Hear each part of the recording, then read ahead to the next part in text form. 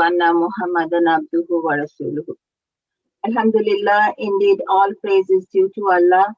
We praise Him and seek His help and forgiveness. We seek refuge in Allah from our soul's evil and our wrongdoings.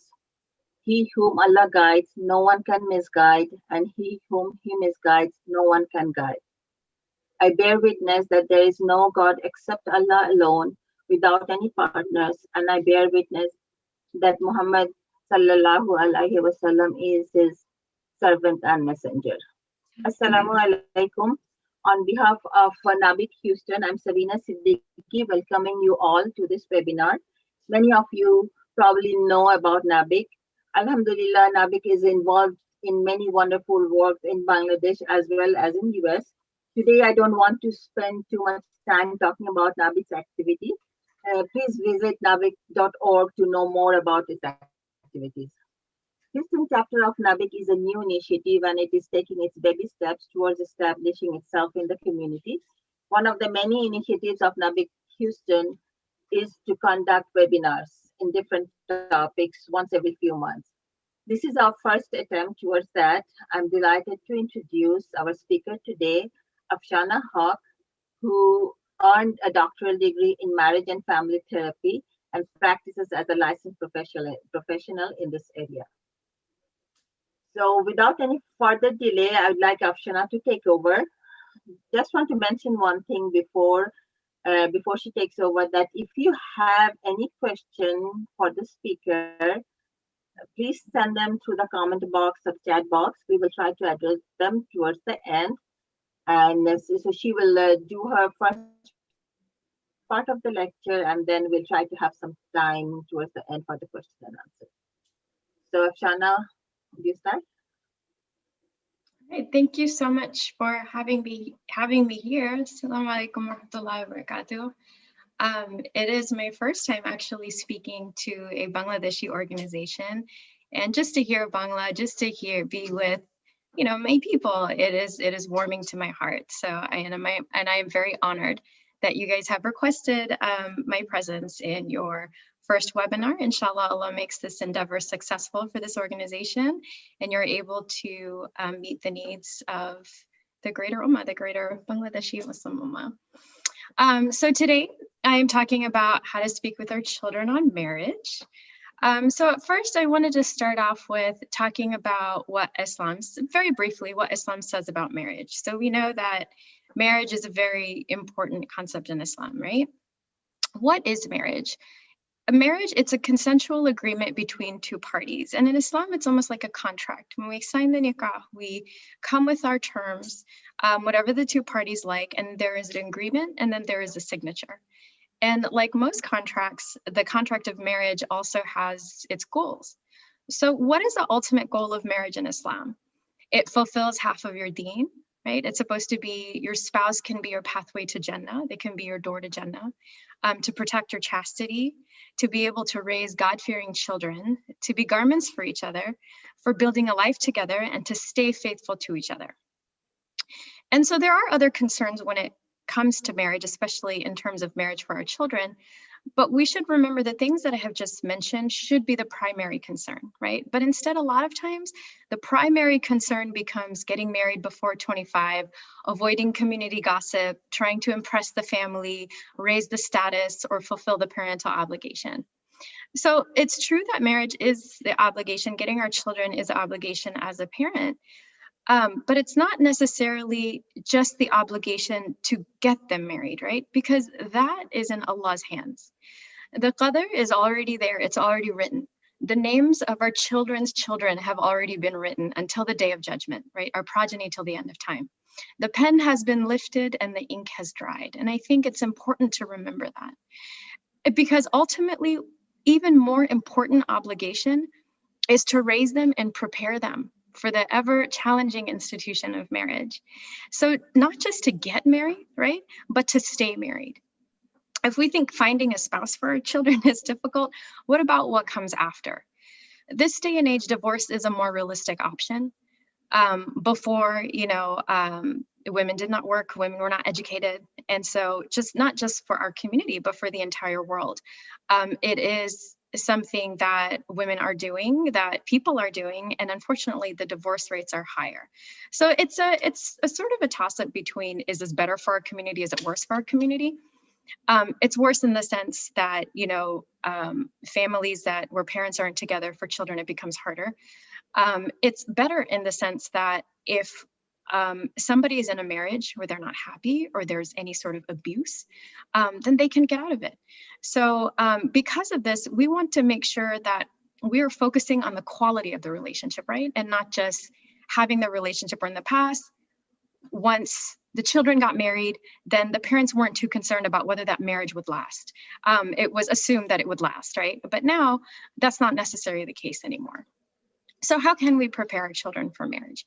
We need to focus on physical preparation, emotional, spiritual, relational, and financial. And I'm going to go over each of these topics throughout my talk. So and the reason why we need to prepare them in this manner, and this is for both male and female children, right? If they cannot even take care of themselves, and I know there's been a lot of question around adult children, right? Or older children who are perhaps in the age of being ready to marry, but are not getting married.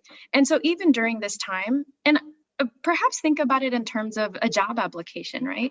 When you try to apply for a job and you're not getting jobs, you're not finding a job, do you go and pressure the work or the bosses to give you a job? No. What do? You build your resume. So in the same way, if you're not getting married, you're having difficulty getting married, or if you're not comfortable getting married, then you work on yourself. You build yourself up so you are this person who is, you know, who is that full package, who is in a better position to be married, so that again, you can stay married and meet all of the ultimate goals of marriage that I mentioned in the beginning. So for example, if our children cannot even take care of themselves, how will they be ready to take care of a spouse or take care of a family? We're no longer in the days where it's, you know, the men are working and taking care of the family and the women are staying home and taking care of the children, right? Or taking care of the financial needs from the men and the domestic spheres of the women. A lot of marriages in this day and age, the responsibility is shared because women are being more educated. Women are pursuing more careers. You know, and again, that is so important, and not just for the sake of making money, right? But also for the sake of, let's say, husband is still the dominant breadwinner, but let's say he falls ill and he can't work for a while. If he's the only one who is sustaining the family financially, that could be a huge burden on the family. You know, not being out of work for maybe 1 month, 3 months, 5 months. Also, the economy is so incredibly unstable, right? And if in an unstable economy, one partner loses a job, if you have the support or at least the earning potential of another spouse, you know, that also alleviates some stress. And then if you look at the research, in marriages where there is a healthy partnership, more fairness, where both partners are contributing, these types of relationships, people have better outcomes. They're happier, they stay together longer, and there's no sense of resentment, right? There's no resentment building, oh, you always do this, or I have to do this, or I'm working harder than you. No, I'm working harder than you, right? So many of the conflict between couples that I see in my office are around these things. And so teaching and preparing even from the very beginning, I would say, our children and even our young adults, helping them being able to manage various aspects of life will help them in the marital relationships. And also, we all know that in being married or getting married early is very important in Islam. And I think early should be taken into context. For some people are at different maturity levels, depending on their age, depending who they are. A long time ago, several generations ago, I mean, my own grandmother, perhaps your great grandmother, were married when I think she was about 15 years old, right? And that wasn't an anomaly. That was normal. Like, people got married that young and early, and they were ready. They knew how to cook and clean and do everything at that time. The men were mature. They were probably working at that time. And so, but what emotionally mature and what getting married early meant in that time period is definitely different in this time period.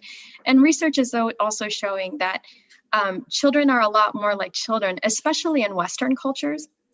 In a lot of cultures, there is not really a concept of adolescence, right? You're a child, and then you're an adult and you be responsible and you move forward with life. But in Western cultures where there's sort of more time, more resources, there is this adolescent period. So children are not necessarily forced to become adults or forced to become mature. They're in a context where they're children for a lot longer, or they're adolescents for a lot longer. And so understanding that, really gauging the emotional, relational, and all the things that I will talk about in a minute, gauging their maturity in terms of what they're ready for, what they need to be, what we need to continue preparing them for, how we need to help them, and also determining whether or not they're ready to get married.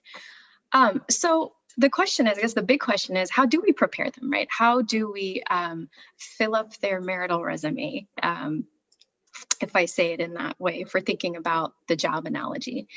I think the first thing to think about is really thinking about your own marriage, right? And we'll talk about why your own marriage as a parent is so important. So thinking about your own marriage, what do you wish you knew? What do you wish you understood? What advice do you wish that your parents gave to you, right? That probably would have helped you. I mean, think about all of the challenges that you faced in your relationship. It's true that many of the challenges that our children and the future generations may face will probably be different. But at the core of it, when it comes to the relationship between the husband and the wife, the spouses, the relationship that they have with their children, a lot of that is repeated. So nature of the problem might be different, the circumstances might be different, but there are problems that are similar. So thinking about, again, what you wish you knew before you got married and what you feel like would have helped you. So now going back in terms of preparing them, and I talked about the different categories, right? Physical, emotional, spiritual, relational, and financial. So what does physically preparing them mean? So physically, what I mean to say is really physically taking care of the self, right? Are they healthy? Do your children know, have you taught them the importance of eating a balanced diet, right? Are they eating out all the time? Are they eating non-healthy foods all the time? Are they eating late at night, right? Are they exercising? Do they have a routine? Are they grooming? And some of these may seem really basic, but I'm telling you, I see clients, day in and day out. They're like, I don't know how to manage my money. I don't know how to do this. It was nothing that I just don't feel prepared for. And so it is so incredibly important to prepare our children for this, no matter what age they are. Sexual health, also very important. And for women, are they ready to have children? If we are trying to get our children married young, for example, and they are still wanting to go to school, they're wanting to pursue their careers, a lot of times they think, oh, that's okay, we'll use birth control, we won't have children until later on. But there's no guarantee with that, right? We planned and Allah plans. So regardless of whether it's in your sort of timeline of when you want things to occur, making sure that you have sort of that knowledge, the education and the expectation, ability to have children. Being open with our children about these issues as well. I know it can be very taboo in Bengali community, in a lot of Muslim communities, but it's so important to have conversations about intimacy, about sex, about birth control, because information is so incredibly accessible in this day and age in a way that it hasn't been in the history of humanity. And if they're not getting this information from us, they're getting information from the internet, they're getting information from their friends, and unfortunately through pornography.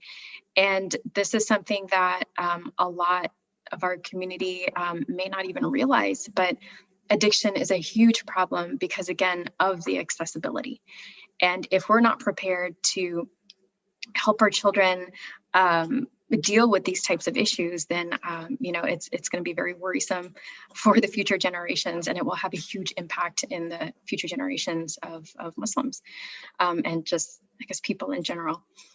Do they know how to do chores? And yes, this is for both men and women. Do they know how to cook? Do they know how to, can they make some deem? Like, this is basic skills. If they don't even know how to do that, it's great if they have a partner who's willing to do that for them. But again, what if someone falls sick?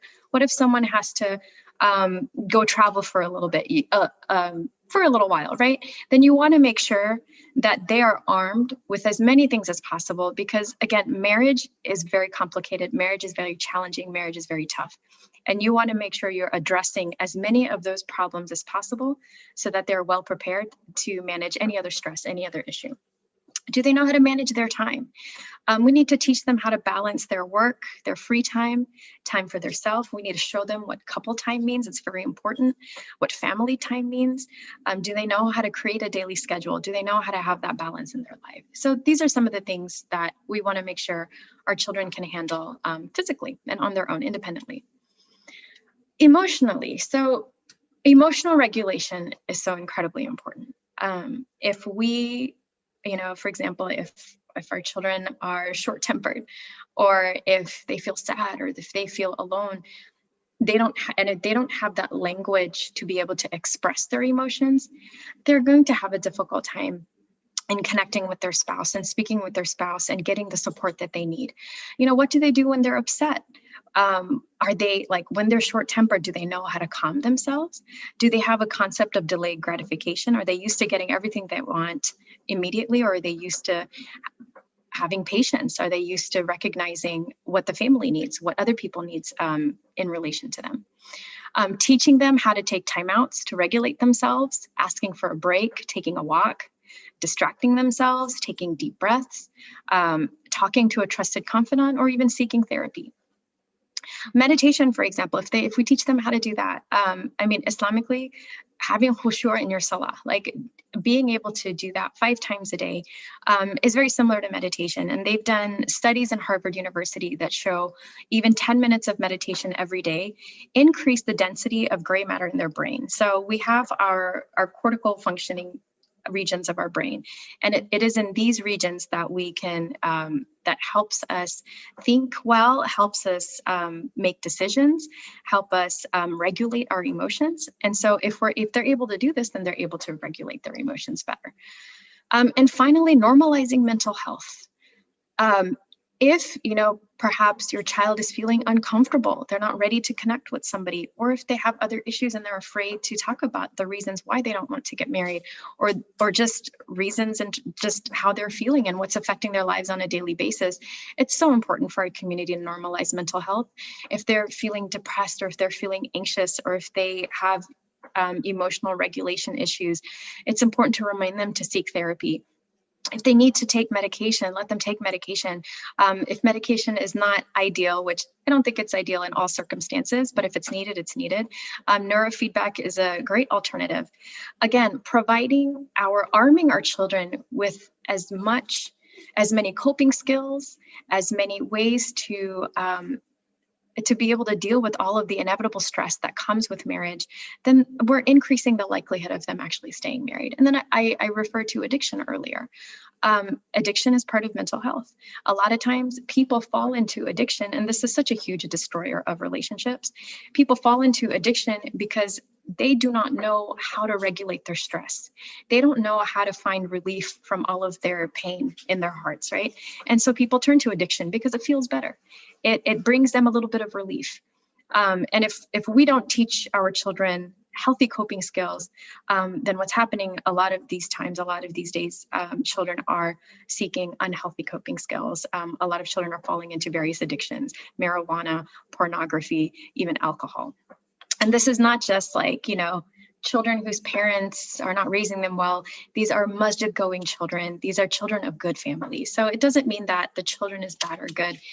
A lot of times our children are just not prepared well, and we need to take, as parents, a more proactive role. Spiritual. So I mentioned earlier when I first started, that one of our goals of marriage is to be the path for Jannah for each other, right? Raising children who are God-fearing. And so how will that happen unless we teach our children to develop a relationship with Allah? Developing a relationship with Allah, it starts from the cradle, right? And it goes into every age. I think this is something that we should all be working on, no matter how old we are, on a daily basis. How do we develop that relationship? And I'm not just talking about praying 5 times a day, just sort of routinely and not really thinking about it, but actually having a heart that is connected to Allah. And praying, of course, reading Quran, seeking knowledge, and all of these things. As hard as it is before you get married, it's even harder once you're married, right? Because you have more responsibilities, you have less time to focus on yourself. And so if they do have that time before they are married, then to encourage them again, and this is what I'll emphasize later on, being examples for them in developing the spiritual connection with Allah. And not only does that help you in the akhirah, right?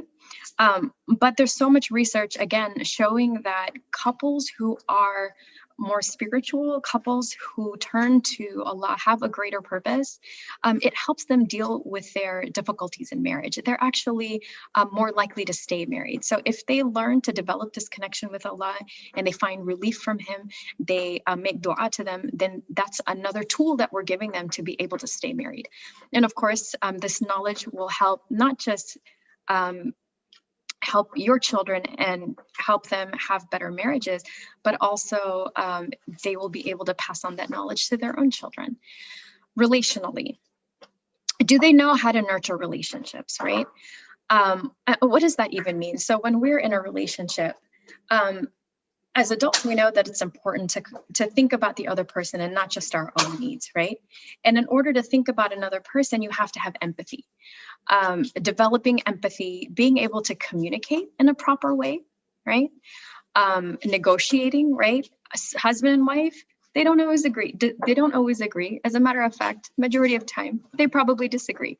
And that's fine. You know, that will happen. The important thing is they learn how to negotiate. They learn how to communicate. They say, okay, you want this, I want that.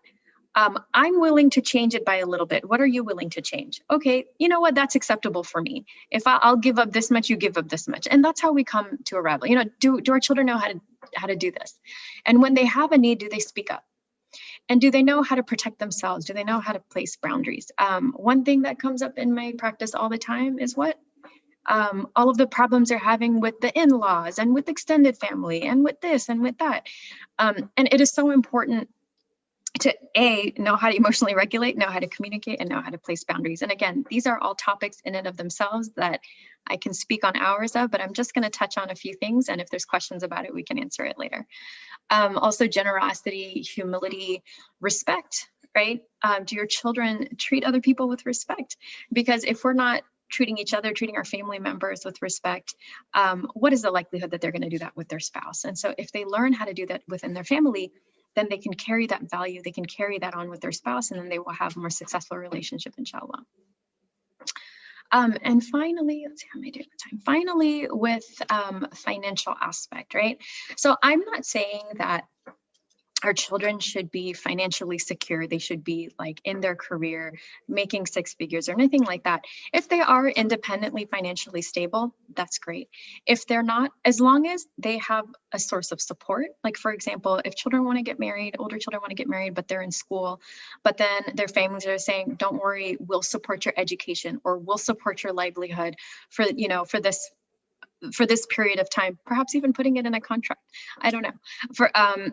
Then as long as they have some sort of source of stable income, stable support, then inshallah, that should be okay. And then responsibility. Do we teach our children how to manage money? A lot of times money topic is taboo, right? They don't know how much we make. They don't need to know. They don't, you know, we give them money when they need it. That's it. Right. But helping them manage, helping them save, helping them spend, learning how to invest. This will help them so much because one of the one of the top 5, I'm sure there's issues between couples. And of course, one of them is money. Like couples, they fight about money because they don't agree on managing. They don't know how to manage, creates problems in the relationship. So having some knowledge around this area can help. Learning how to budget. I have a client right now who has never budgeted before. And so has a really difficult time and is under constant stress and anxiety because they're not sure how their finances are going. And so teaching our children how to budget plan, A lot of us might be saying, oh, I figured it out myself. They could do it too, or I don't even know how to do all this. Well, I have some good news. They have a lot of free financial management courses online. I think even Khan Academy might have a few things, but doing some research, helping your children with that. Again, the more of these things that we provide to them before they get married will not only help them be stable in their marriage, but the concern regarding whether they get married or not, it will make them a better candidate for marriage, right? Because when you think about your own children, right, and you think about offers you get for marriage, what is the first question you ask, right? What does this person have to offer my child? What are they going to offer in this relationship? How are they going to build a life together? And so all of the things that you expect from somebody else's child, you should also invest in your own. So another question might be, oh, Dr. Hawk, all of this sounds great, but how do we do all of this?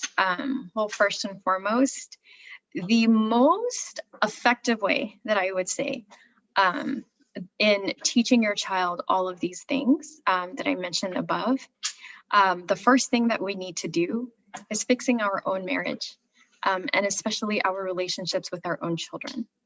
Because our children have been watching us interact with our spouses since day one. And they've been taking it in subconsciously, and all of these interactions that they've watched, even if we try to hide, any issues that we might be having from our spouses, they still pick it up. Children are very perceptive. And our relationship with our own partners, it becomes the way we interact with them. It becomes a blueprint. It becomes a blueprint for our children's relationships for the rest of their lives. And also how you interact with your children, how you interact with them relationally and emotionally also becomes part of this blueprint. So I wanted to take a minute to focus on your relationship with your child, because without a good relationship, they're not going to listen to you anyways, right? The simplest example I can think of is, if there's a stranger on the street and says, oh, your shirt is ugly, you're going to say, okay, who are you to me? I don't care what you say. I don't care if you think my shirt is ugly. But then if somebody you really care about comes up to you and be like, oh, your salwar kameez is not looking too good today, then you're going to be like, what? Oh no, what's wrong? I should go change. It's going to affect you, right? So, and what makes a difference between taking somebody's advice and not taking somebody's advice is the level of relationship, the connection that you have with them. If it is a strong relationship, if it's a good relationship, if it's a positive relationship, you increase the likelihood that they will listen to you. If it's not a good relationship, if you have a very distant relationship with your child, then you're decreasing the likelihood that they will take any of your advice, no matter how good it is, because it's not the quality of the advice that matters, right? It's the quality of the relationship. So remember that. So how do we speak to our children, right? Children respond when we have a close relationship with them. And how do we develop this connection? By spending quality time with them. And not just when we spend time with them, be like, oh, we don't criticize them. We don't tell them what they need to be doing. Quality time means, that's definitely important too. But of course, having protected time where the time together is enjoyable, right? Not giving any criticisms. There's always time for that. But make sure there's also time available, if not more time that you spend with them that is actually enjoyable. And letting them decide what that activity is, right? Whether it's enjoying a movie, playing board games, or asking them to teach you something like, oh, I don't really understand this technology. I don't understand this app. What is it about? Can you show me? Can we make a video together? Something that speaks their language. Another way that we can connect to our children is by supporting them. And supporting them not in terms of giving them advice. Giving them advice needs to come after, right? Because they're not going to take advice unless you have this connection with them. And building that connection will require supporting them, listening to them with empathy. And the way that's done is typically, let's say they tell you a story or a problem that they're having in their life. You say, okay, instead of responding like, oh, this is what you should do with the problem. That's sort of our reflex, right? As parents, we want to help our children. We want to tell them what they need to do because of our wisdom and our experience, right?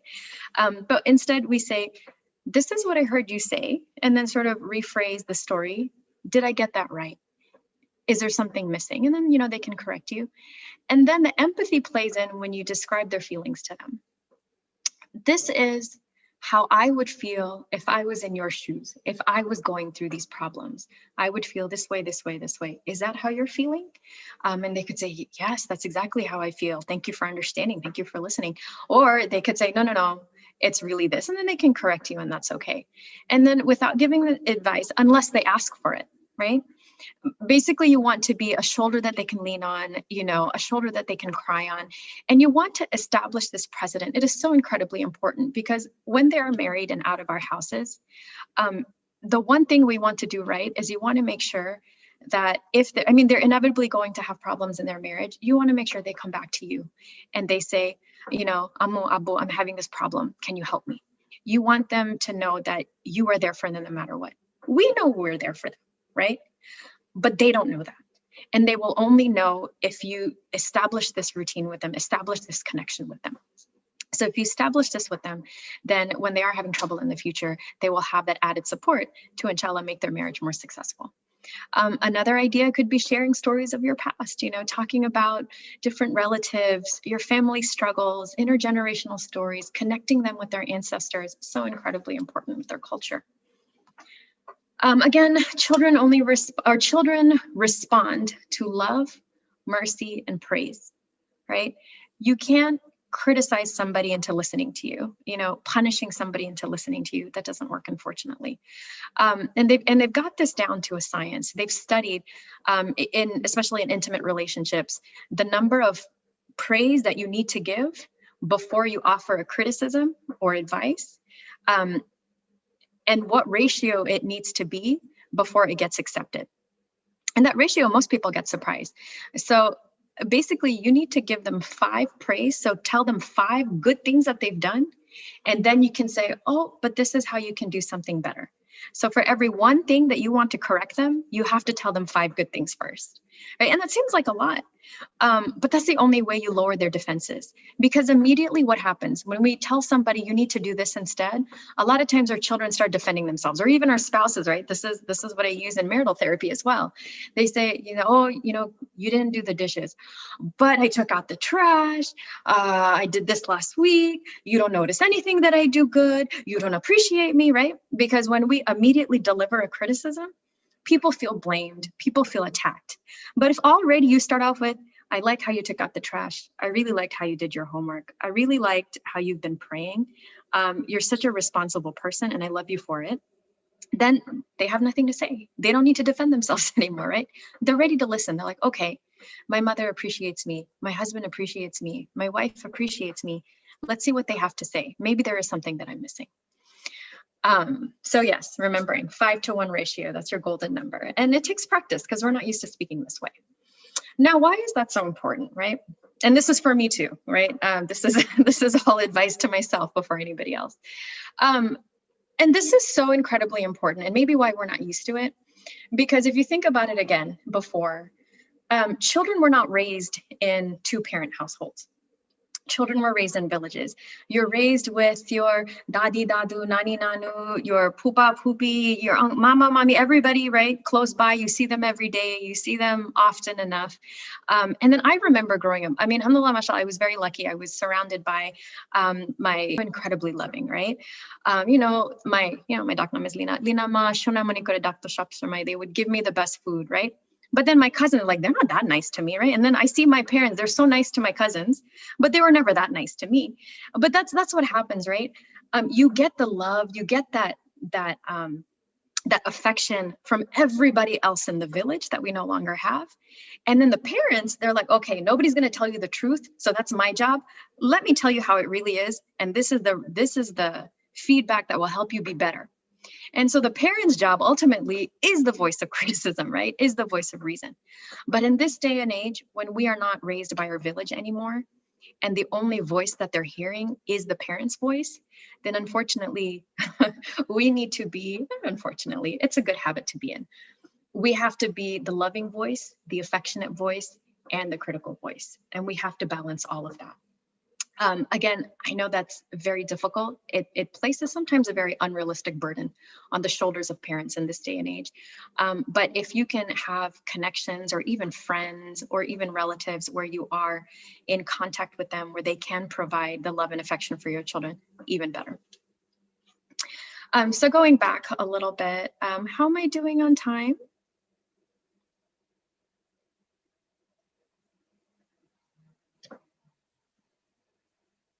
Oh, I can't hear you. You're on mute. You're doing good, Afshana. So maybe another 10 more minutes. 10 more minutes. Okay, inshallah, no problem. And then okay. we'll go to the question answer. Yeah. Okay, all right, perfect. Let me see. 5, 6, all right, 10 more minutes. I might end a little bit early, but that's okay. So when the Quran was sent down, right? The Quran was sent down to us initially. What kind of ayahs were sent down? The Quran was not sent down with Surah Baqarah, right? Where there is a lot of fiqh sort of issues. It was sent down with, you look at the 30th juz. These ayahs are more focused on, like, Allah's goal was to connect the hearts of the believer to him, right? By talking about the hereafter, by talking about Judgment Day, and by talking about his mercy.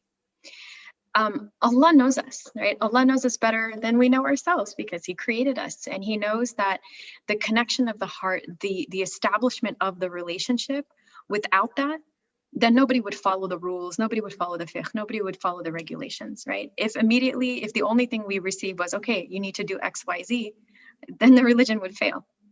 And so in the beginning, the initial steps of bringing the hearts of the believer closer to Allah is talking about his mercy.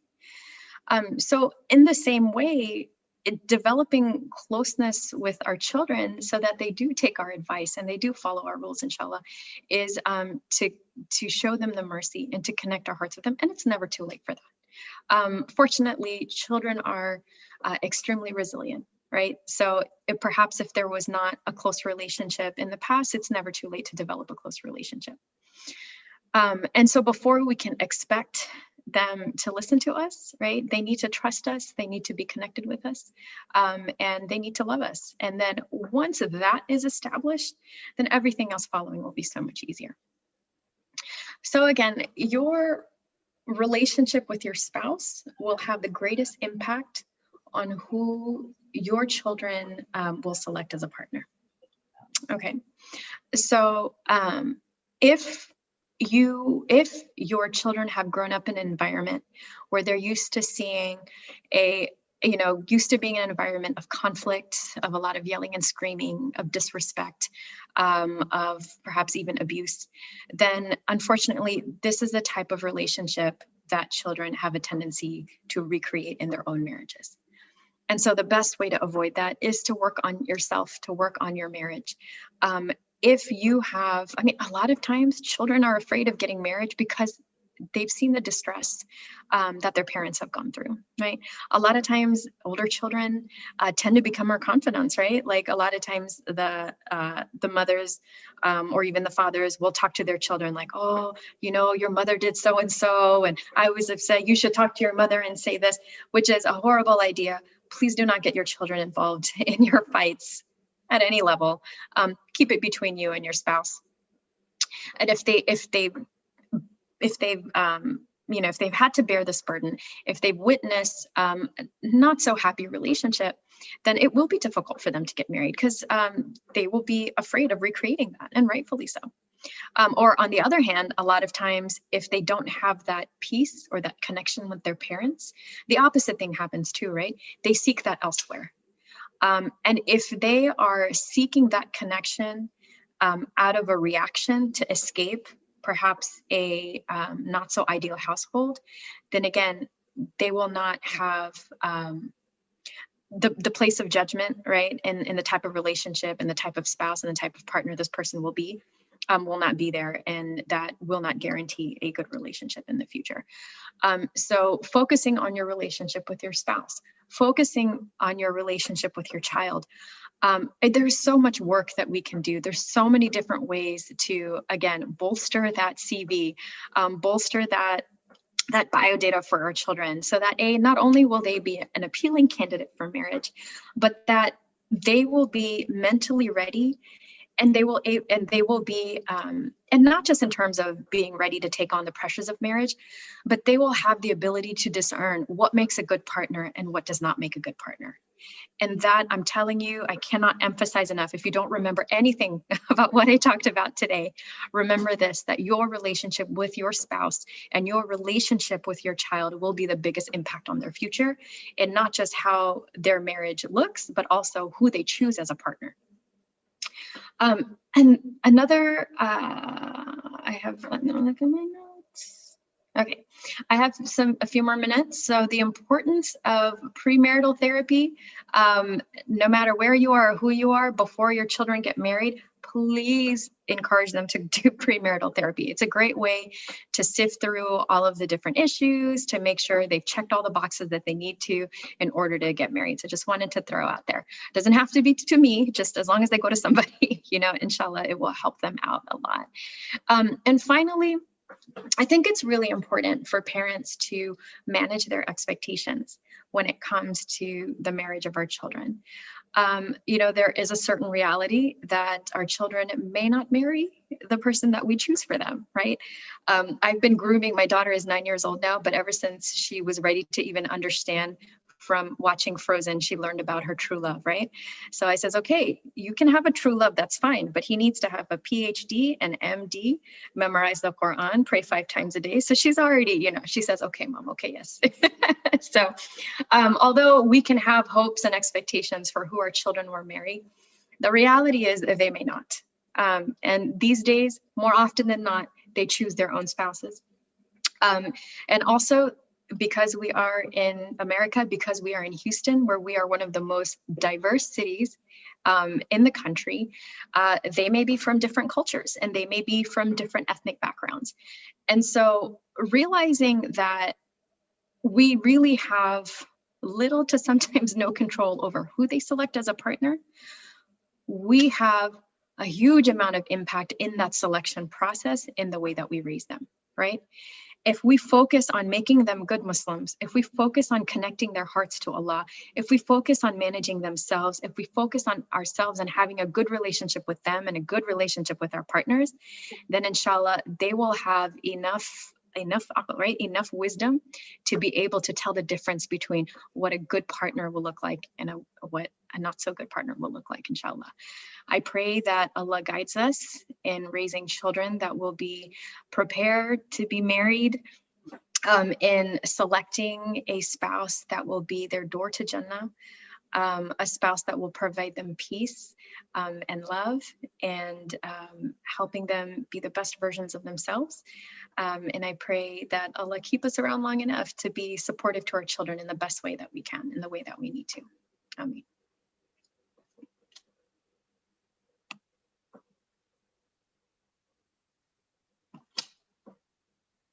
Jazakallah khair. Can you hear me?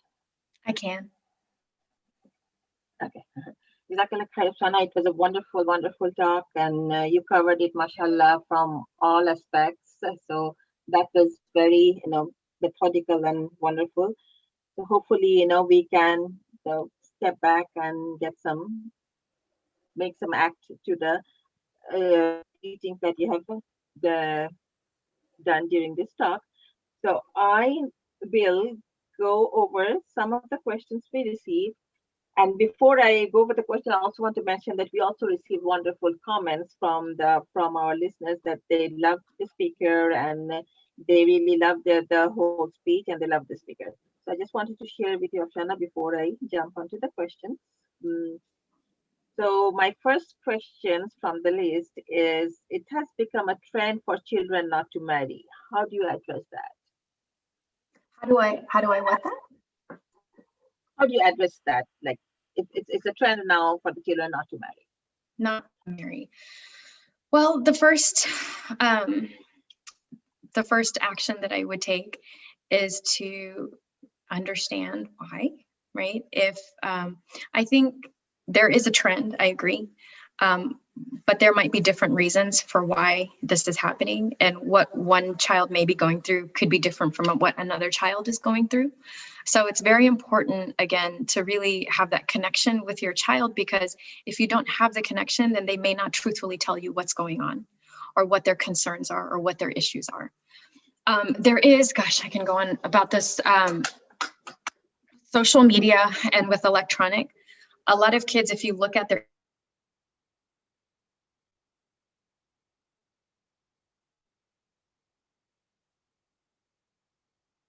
what we've noticed is that children have a lot of social anxiety now.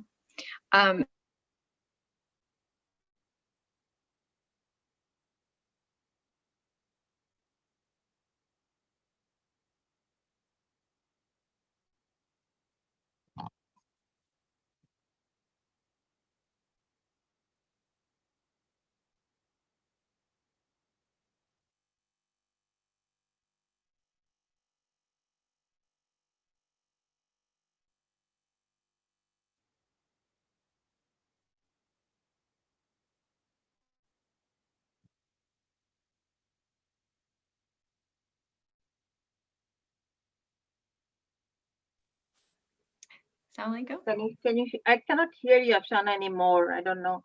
Okay, can you hear me now? Yes, yes. Uh-huh. Okay, looks like my internet is acting up. Okay, what did you last hear? The social media. I heard about the social media.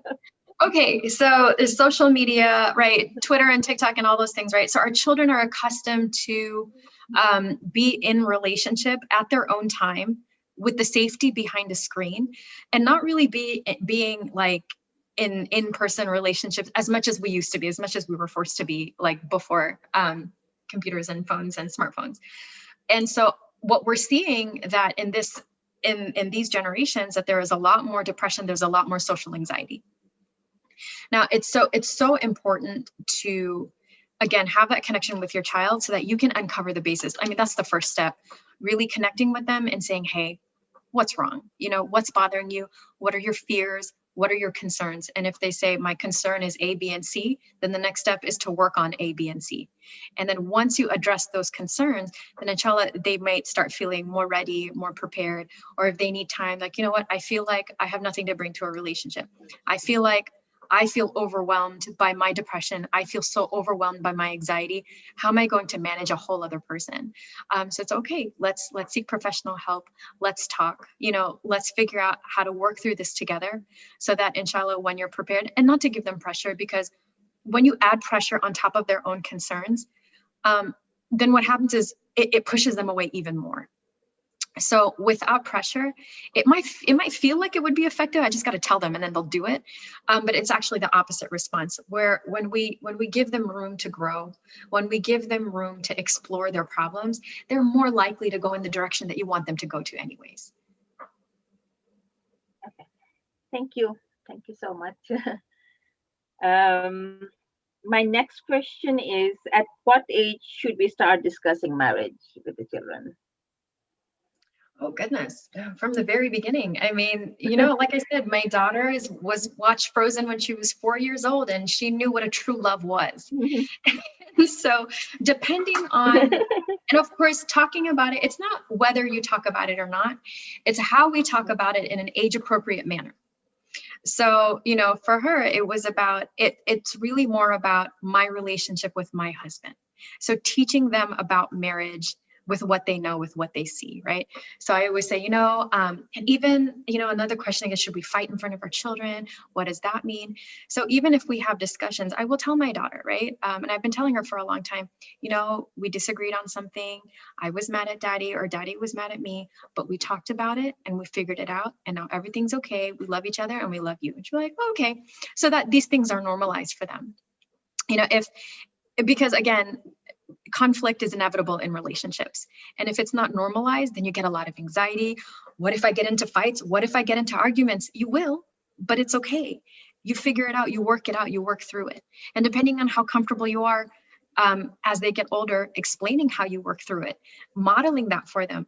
If they witness a respectful discussion, right? Not an argument or a fight, but a respectful discussion between husband and spouse, the husband and wife. That's what they will take with them in their marriages.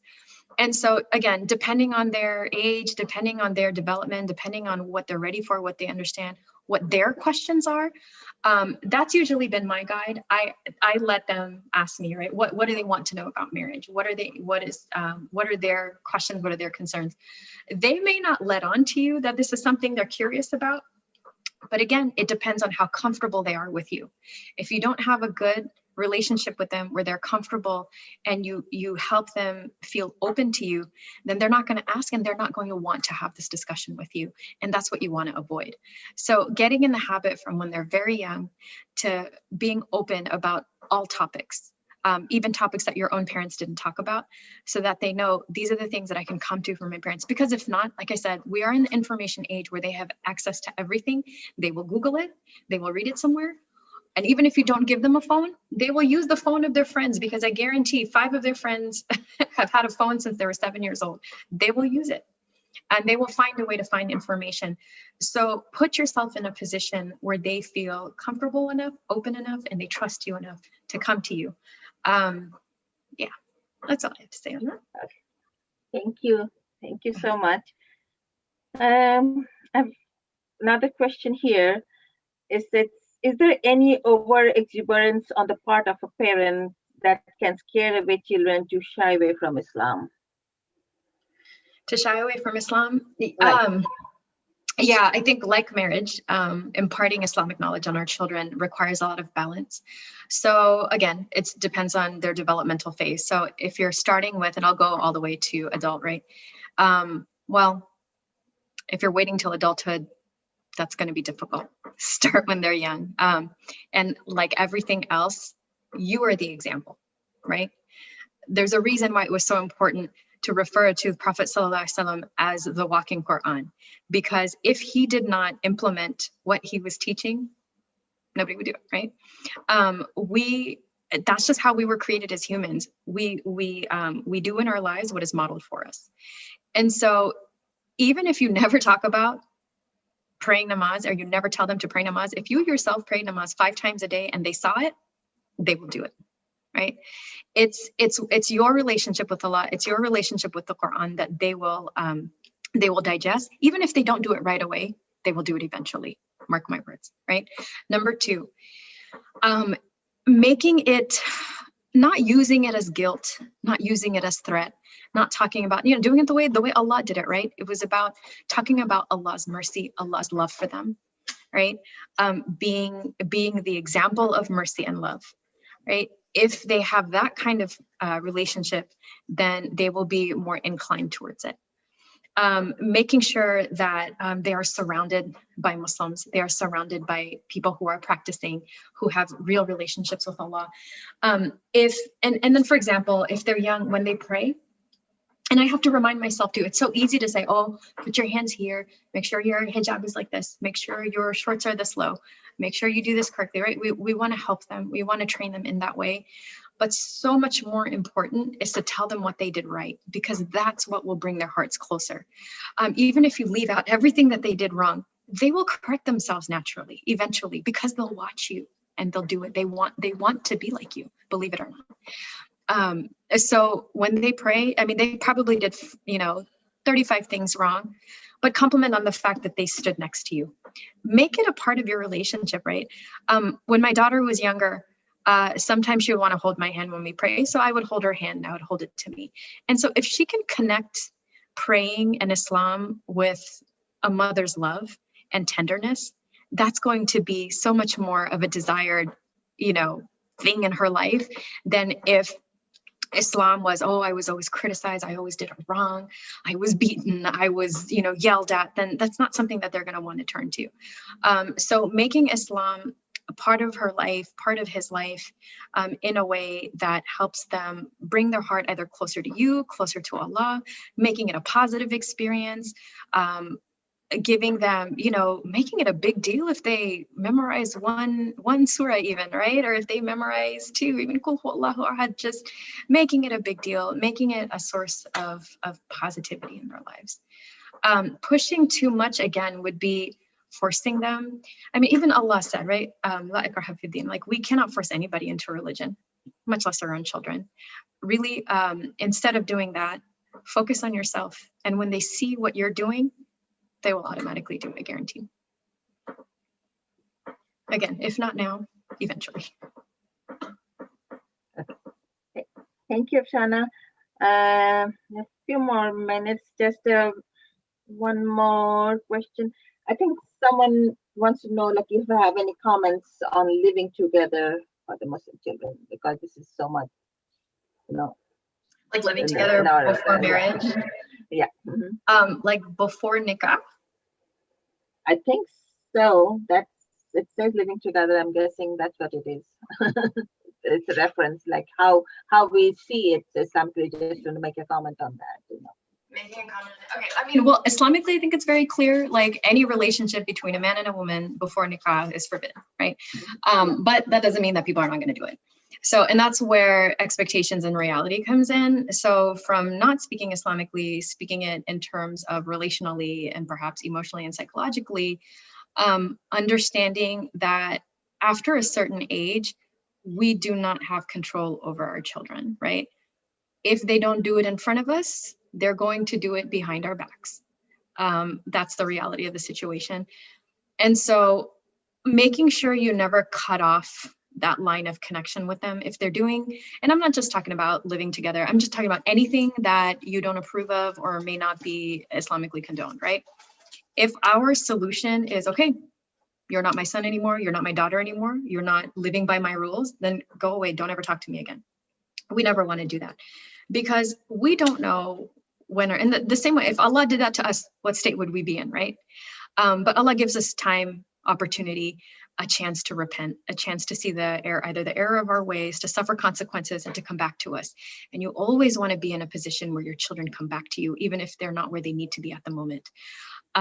If eventually they do decide to get married, then that is a halal thing to do. And if you forbid them from getting married because you didn't appreciate what they did before, that sin is going to be on you because now they want to do something halal and you're preventing them from doing it. So remembering that as well, even if it's not an ideal situation or something that you may have wanted, it is something like asking to be married. It's something that is halal for them, and it's a way of making an unlawful relationship lawful, and you do not want to be the one standing in the way of that lawfulness. So remembering that as well. And at the end of the day, you know, if we think about, oh, we need to find the perfect partner or the perfect spouse for our children, or they need to marry someone who's perfect and who will increase, we don't know. People can look so good on paper. People can look so good in so many different ways. But the reality of people, who they are, we don't really know until after marriage, right? And so instead of pushing so hard for perfection before the marriage, making sure that you're there for them if they need you, right? If you can support them through difficulties, if you can support them and help them in certain ways, then you're increasing the likelihood of a successful relationship. But if not, if there's cutoff, if there's upset, if there's undue pressure, if there's not sufficient preparation, then it's like you're sending them to a race with their leg cut off, right? They're not going to finish. You want to make sure that they've trained, right? You can't run a marathon without training. Marriage is a marathon, even more than that, right?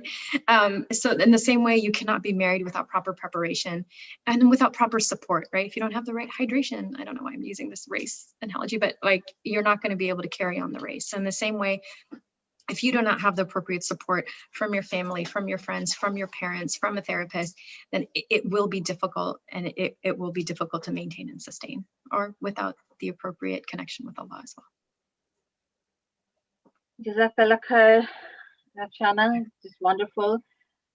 Just one last thing. Someone is asking, any premarital counseling services online? Do you have any recommendation or anything that you know? I do it myself.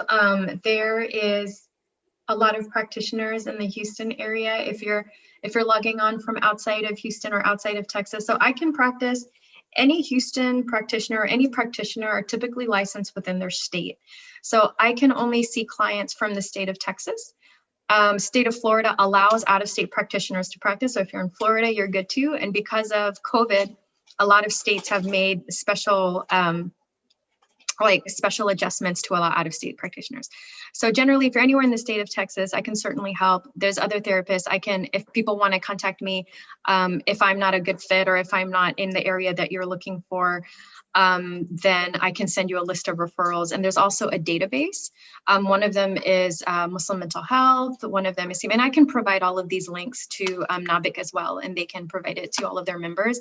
And you can use these databases to find therapists, premarital therapists, whatever it is that you need, that you're looking for, inshallah. Jazakallah khair. Thank you very much for a wonderful, wonderful talk. It was really, really eye-opening, and it make us think that what we still can do. For you said that there is no time, there's no age limit. We can always, because things have to be started early. But if we have not, maybe we still have time to work on the things that you mentioned. Jazakallah khair. And I also would like to thank everyone who stayed with us through the last hour. May Allah bless you all for attending the webinar. We just want to finish here. We are out of time. So, Jazakallah khair. Subhanallah rabbika rabbil izzati amma yasifun. Wassalamu alal mursaleen walhamdulillah.